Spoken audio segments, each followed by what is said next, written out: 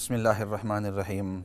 تو بریک سے پہلے عرض کر رہا تھا کہ اللہ رب العزت کا جو علم ہے بہت ہی زیادہ ہے، انسان اپنے دماغ سے اس کا اندازہ بھی نہیں کر سکتا۔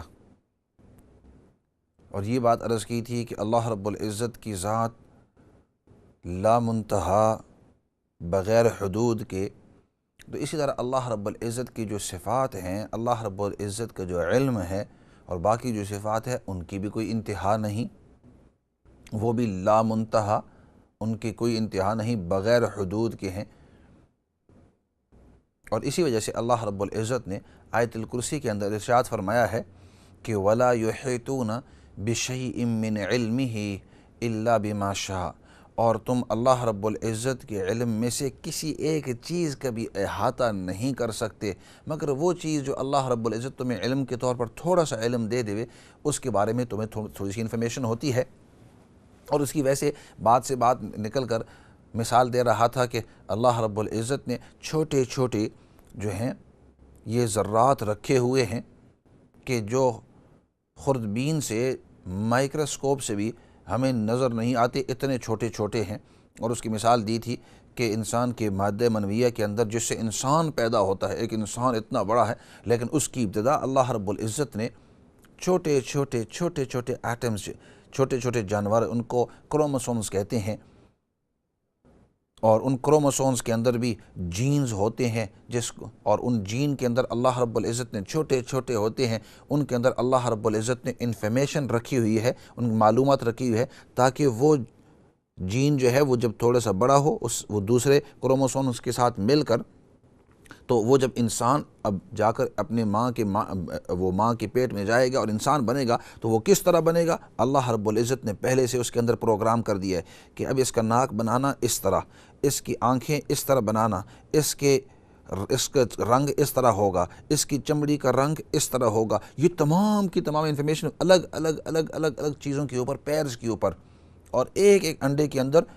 سائنسدان کہتے ہیں انسان کے جو تقریباً 24,000 ہیں، there's 24,000 pairs ان جینز کے، ایک ایک انڈے کے اندر، ایک ایک یعنی اس چھوٹے چھوٹے حصے کے اندر ایک کروموسوم کے اندر 24,000 ہیں۔ اب اندازہ لگاؤ کہ ایک چھوٹی سی چیز کے اندر اللہ رب العزت 24,000 رکھے ہیں، اور وہ جو ڈی این اے انسان کا ہوتا ہے وہ اسی کروموسوم سے اور اسی جین سے، کہ جس کو اتھارٹیز لے کر کہتی ہیں کہ اس انسان کی جتنی بھی ڈائمینشنز ہیں، اس کی جتنی بھی انفارمیشن ہے وہ دوسرے انسان سے الگ ہے، ایک انسان کو دوسرے انسان سے۔ تو میں عرض کر رہا تھا کہ ایک ایک چیز کے بارے میں اللہ رب العزت کو پورا پورا علم ہے، وہ چیز جس کے بارے میں انسان سوچ نہیں سکتا، جس کو دیکھ نہیں سکتا، جس کے بارے میں کچھ علم ہی نہیں ہے، اللہ رب العزت نے اس کو ہزاروں سال پہلے اس کے اندر تمام کی تمام انفارمیشن رکھی ہوئی تھی، اور ایک ایک جین کے بارے میں اللہ رب العزت کو پورے طور پر علم ہے۔ انسان کا دماغ ان چیزوں کی طرف جاتا ہی نہیں ہے کہ ان چیزوں کے بارے میں بھی اللہ رب العزت نے پوری اپنی میجرمنٹ رکھی ہوئی ہے۔ عام طور پر انسان سمجھتا ہے کہ سب سے جو چھوٹی چیز ہوتی ہے وہ ذرہ ہوتا ہے، جس کو پارٹیکل کہتے ہیں، ایٹمز کہتے ہیں۔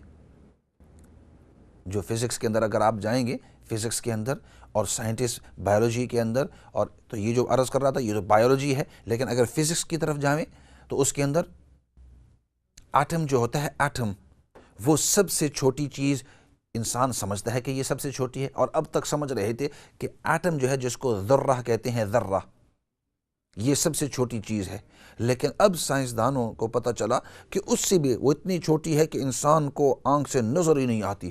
اب ان سائنسدانوں کو پتہ چلا کہ اس کو جب ہم خوردبین سے دیکھتے ہیں، وہ ایٹم جو ہوتا ہے اس کے اندر بھی چھوٹی چھوٹی نیورونز ہوتے ہیں، پھر الیکٹرونز ہوتے ہیں، پھر پروٹونز ہوتے ہیں، اور وہ اتنے چھوٹے ہوتے ہیں۔ ایک ایک انسان کا جو ذرہ ہے، ذرہ ایٹمز ہے، انسان کے یہاں ذرہ چھوٹا سا، دوسرا چھوٹا سا ذرہ، چھوٹا سا ذرہ، ان تمام ذروں کے اوپر اگر ان کو خوردبین سے دیکھیں تو اس کے اندر بھی پروٹونز ہیں جو اس طرح گول گول گول گول گول گھوم رہے ہیں، اور نیورونز ہیں جو اس طرح گھوم رہے ہیں، اور اسی طرح پھر الیکٹرونز ہیں وہ گھوم رہے ہیں۔ اور عجیب بات کہ وہ جس تیزی کے ساتھ اس طرح ایک دوسرے کے ارد گرد، اور کوئی اس طرح، کوئی اس انداز کے اندر وہ سرکلنگ کر رہا ہے، ایک ایک جو ہے اللہ رب العزت نے اس کی رفتار جو ہے اپنی طرف سے مقرر کی ہوئی ہے کہ اس کی رفتار اگر وہ تھوڑی سی ہلکی ہو جاوے تو دوسری کے اوپر اثر پڑتا ہے، تیسری کے اوپر آپ کی چمڑی ٹھیک نہیں ہوگی، آپ کے ہونٹ ٹھیک نہیں ہوں گے، آپ کے ہاتھ ٹھیک نہیں ہوں گے، آپ کا دل ٹھیک نہیں ہوگا، آپ کے اعضاء کے اندر درم برم، پھر انسان کے ارد گرد جتنی بھی چیزیں ہیں ان کے اندر اس کا اثر پڑے گا۔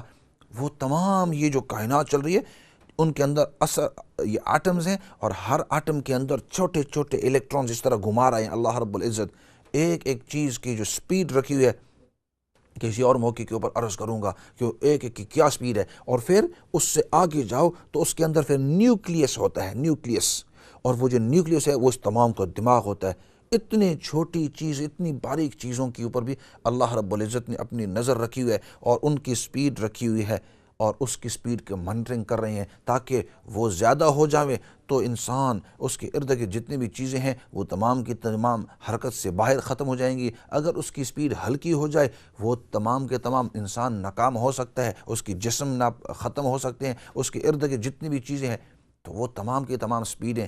تو یہ اللہ رب العزت کا علم ہے۔ اب اندازہ لگاؤ کہ یہ ایٹمز کتنے ہیں، ایک انسان کے اندر، ایک جانور کے اندر، پانی کے اندر ایٹمز ہیں، آپ کے یہ قلم ہے، قلم پڑا ہوا ہے، اس کے اندر ایٹمز ہیں، یہ آپ کا گلاس ہے، اس کے اندر ایٹمز ہیں، یہ آپ کا کپ پڑا ہوا ہے، اس کے اندر ایٹمز ہیں، یہ جیکٹ ہے، جیکٹ جو ہے ایٹمز کے ساتھ بنی ہوئی ہے، یہ ہمارے جو کپڑے ہیں یہ ایٹم سے بنے ہوئے ہیں، یہ آپ کی کرسی ہے، یہ ایٹم سے بنی ہوئی ہے، اس کے اندر چھوٹے چھوٹے بلین کروڑوں خربوں ایٹمز ہیں، اور ہر ایٹم کے اندر وہ الیکٹرونز ہیں، نیورونز ہیں، پروٹونز ہیں، وہ اپنی سپیڈ کے اندر، اور پھر اس کے اندر جو ہے نیوکلیس ہے، تمام کی تمام، اور ہر ایک کو اس کو پورا علم ہے کہ یہ پورے طور پر سب انداز کے اندر چل رہے ہیں، یہ میرے رب کا علم ہے۔ اور پھر جب آگے دنیا کی طرف جاؤ، اور پھر جب کائنات کی طرف جاؤ، سمندروں، پہاڑوں، ان تمام چیزوں کی طرف جاؤ تو ان تمام کو اللہ رب العزت نے رکھا ہوا ہے۔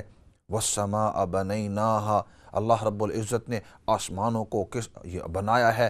وَالْأَرْضَ فَرَشْنَاهَا فَنِعْمَ الْمَاهِدُونَ، اللہ رب العزت نے زمین کو کس طرح بچھایا ہے، کہیں اس کو بلند کیا ہے، کہیں اس کو نیچے کیا ہے، ہر ایک کا اس کے علم کے مطابق بہتر طریقہ کون سا ہے۔ فَتَبَارَكَ اللَّهُ أَحْسَنُ الْخَالِقِينَ، وہ تو سب سے بہترین خلقت کرنے والا ہے۔ اس کا علم انسان سوچ بھی نہیں سکتا ہے۔ ہزاروں بچے پیدا ہو رہے ہیں، ماں کے پیٹ کے اندر ہیں، اور ایک ایک بچے کو پورے طور پر خوراک پہنچانا، اس کا خون پہ صحیح طریقے سے چل رہا ہے، اس کا دل صحیح طریقے سے دھڑکن سے چل رہا ہے، اس کی سانسیں پورے طریقے سے اس کو پہنچ رہی ہیں۔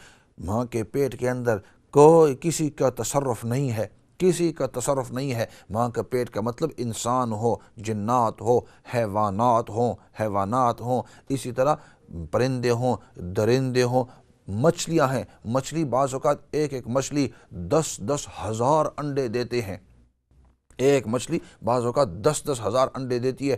ایک انڈے کے اندر اللہ رب العزت زندگی دیتے ہیں، پھر ان انڈوں کو کوئی کھا جاتے ہیں، کوئی اور مچھلیاں کھا جاتی ہیں، کوئی ضائع ہو جاتے ہیں، لیکن ایک انڈے کے اندر اللہ رب العزت نے ایک جان رکھی ہوئی ہے جو باہر جا کر مچھلی بن سکتی ہے۔ یہ تمام کی تمام جب بچے کی صورت کے اندر ہوتے ہیں، وہ بچہ خود کچھ کر نہیں سکتا۔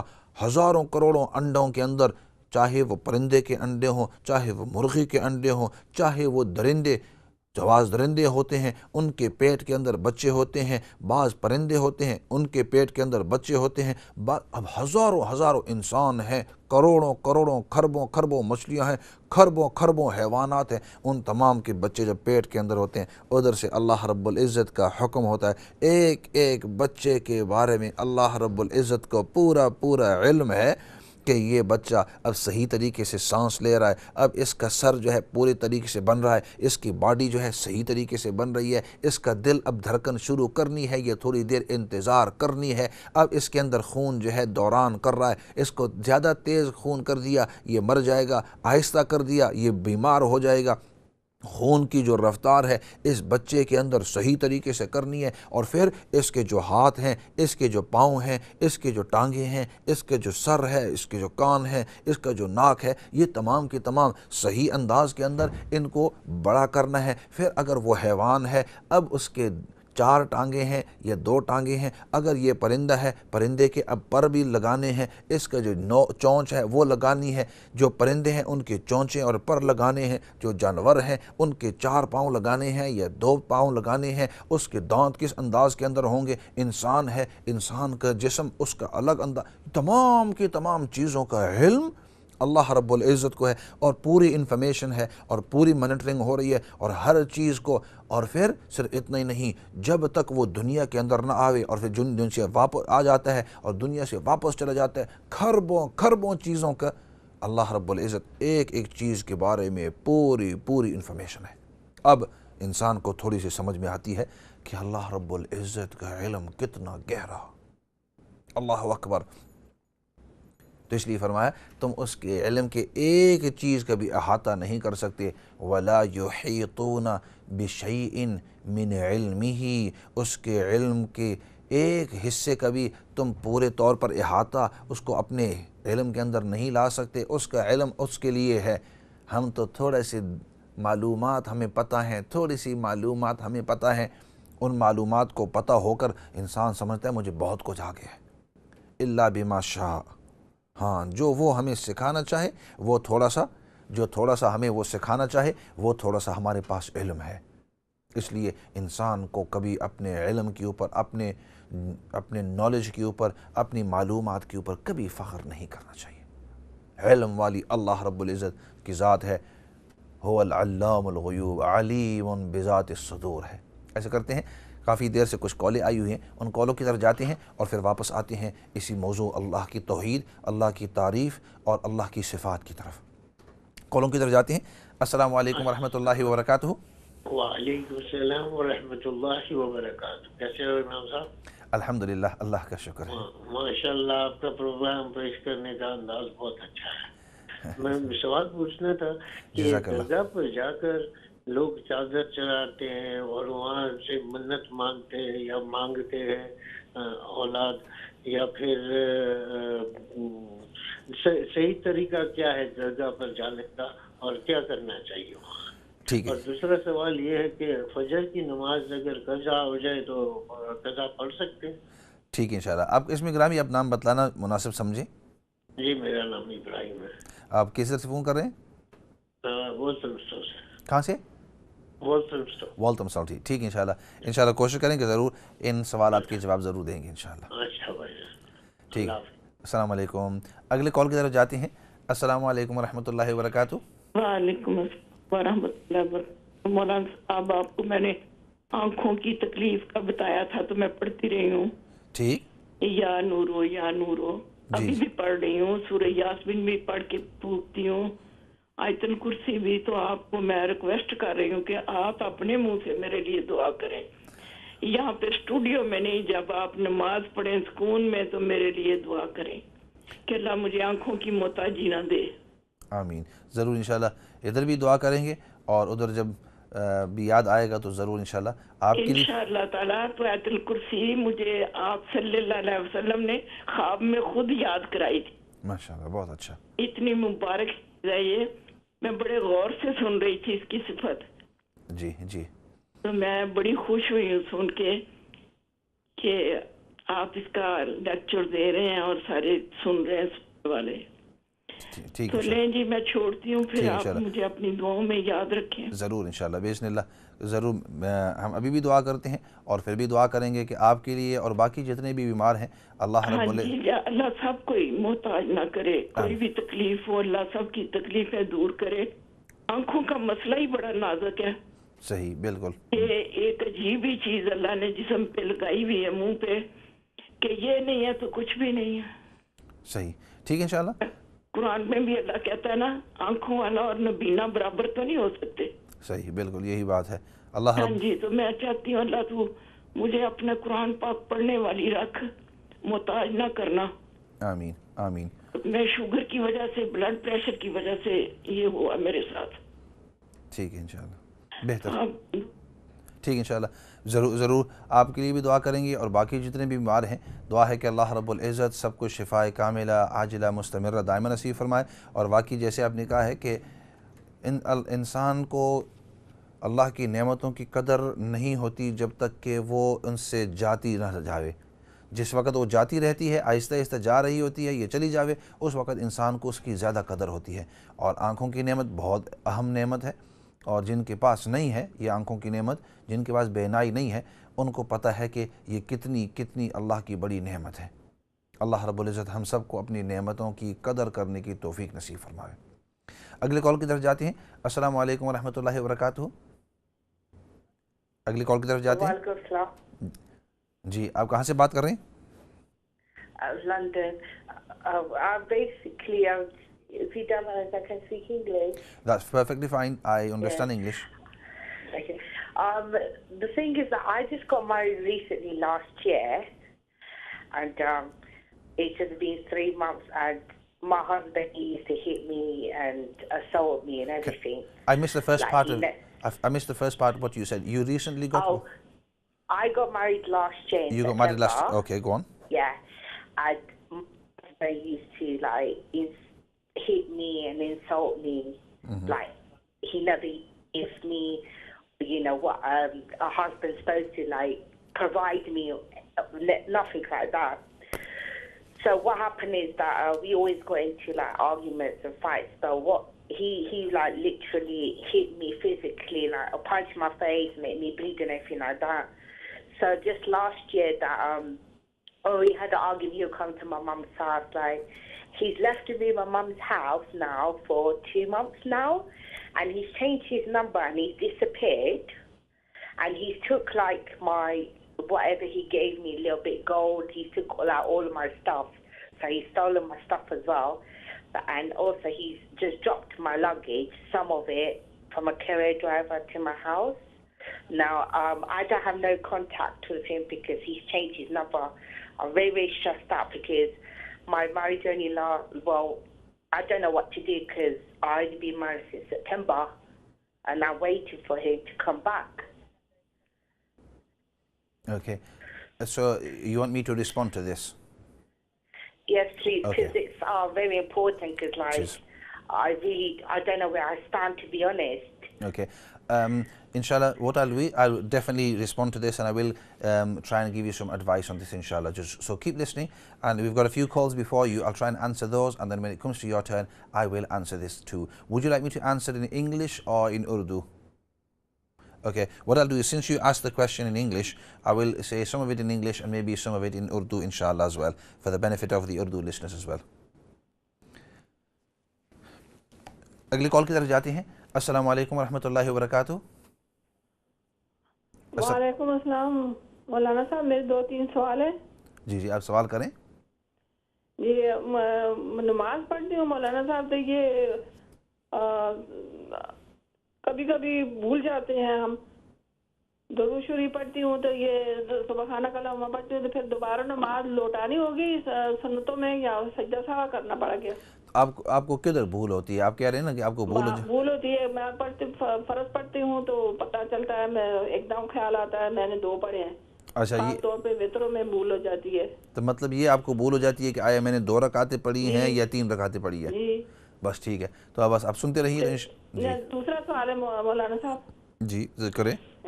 ہماری ایک جاننے والی اس بیٹی نے کھائی ہے، سعودی عرب سے کو کھجور ملی، اس نے کھائی ہے تو اس کے منہ سے دھواں نکلا ہے کھجور سے۔ کیا نکلا ہے؟ دھواں نکلا ہے، دھواں۔ اچھا، تو پھر اس کہتی ہے میں نے منہ میں انگلی ماری ہے تو وہ میری انگلی کالی ہو گئی ایک دفعہ ہوئی، دوسری بار وہ بہت گھبرائی ہے، حالانکہ وہ روزے رکھ رہی تھی۔ اس نے کہا کہ میں چلو سے روزہ کھولوں۔ اچھا، تو مطلب اس نے کھجور کھائی ہے اور اچانک منہ سے دھواں نکل گیا ہے؟ جی۔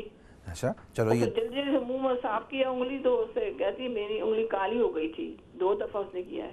ٹھیک ہے، چلو یہ تو پہلی دفعہ میں نے سنا ہے کہ ہاں جی، وہ بھی گھبرائی ہے، مجھے سنایا، ہم نے سنا ہے، ہم بھی گھبرا گئے۔ جی نہیں، اس کا کیا ہے مولانا صاحب؟ ویسے گھبرانے کی کوئی ضرورت نہیں۔ چلو ایسے کریں گے، آپ سنتے رہیں اور دیکھتے رہیں، تو میں اس کے اوپر ضرور انشاءاللہ تھوڑی سی بات کروں گا ضرور، انشاءاللہ۔ ٹھیک ہے انشاءاللہ، بہتر۔ اگلے کال کی طرف جاتے ہیں۔ السلام علیکم ورحمۃ اللہ وبرکاتہ۔ वालेकुम सलाम मुफ्ती साहब। जी बात करें। जी मैंने पूछना था, मुझे ना बाजू में दर्द रहता है, रिस्ट में, दवाई भी लेती हूँ, एक्सरे भी कराए हैं, कोई आराम नहीं। अगर मुझे पढ़ने के लिए कोई अल्लाह के नाम मुँह से मुझे बता दे, नमाज भी पढ़ती हूँ, सब कुछ पढ़ती हूँ, कोई सेहत नहीं ठीक रहती, प्लीज़ आपकी बहुत मेहरबानी होगी। ठीक है इंशाल्लाह आप देखते रहिए और फिर इंशाल्लाह ज़रूर आपकी जब बारी आएगी तो ज़रूर इसके ऊपर मैं ज़रूर आपको मेहरबानी, अल्लाह ताला आपको सलामत रखे। आमीन आमीन आमीन। ठीक है, ऐसे करते हैं, ये जो चंद सवालात आए हैं इन सवालों के पहले जवाब देते हैं और फिर उसके बाद इस तरह करेंगे कि बाकी कॉलें जो हैं उनको लेते हैं। तो सबसे पहले आपने सवाल किया कि लोग जो हैं ये कब्र के ऊपर चादर वगैरह चढ़ाते हैं, लगाते हैं, और फिर इसका तरीका आया ये सही है नहीं सही है। और दूसरी बात ये है कि हमें जब कब्र के पास जाना हो, या लोग उसको दरगाह कहते हैं, यानी कब्रिस्तान के अंदर जाना हो या किसी कब्र के पास जाना, उसका सही तरीका क्या है।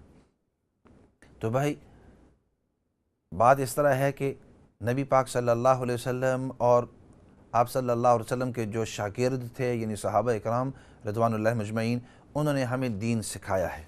आप सल्लल्लाहु अलैहि वसल्लम ने हमें सिखाया है कि जब आप कब्रिस्तान के अंदर जावें या किसी कब्र के पास जावें तो उस वक़्त अस्सलामु अलैकुम या अहलल क़ुबूर, कब्रिस्तान के अंदर, तो अगर आप कब्र के पास जावें तो या अस्सलामु अलैकुम या अहलल क़ब्र, कब्र वाले, और अगर आप कब्रिस्तान के अंदर जावें तो अस्सलामु अलैकुम या अहलल क़ुबूर। उसके बाद आप सल्लल्लाहु अलैहि वसल्लम ने हमें सिखाया है कि यग़फ़िरुल्लाहु लना व लकुम, अल्लाह तुम्हारी भी बख्शिश करे, अल्लाह हमारी भी बख्शिश करे। अंतुम सलफ़ना, आप लोग आगे चले गए हैं और हम पीछे आने वाले हैं। तो उस वक़्त आप सबसे पहले सलाम करें कब्र वाले को, या अगर कब्रिस्तान के अंदर हैं तो जितने भी कब्रिस्तान वाले हैं उन तमाम को सलाम करें।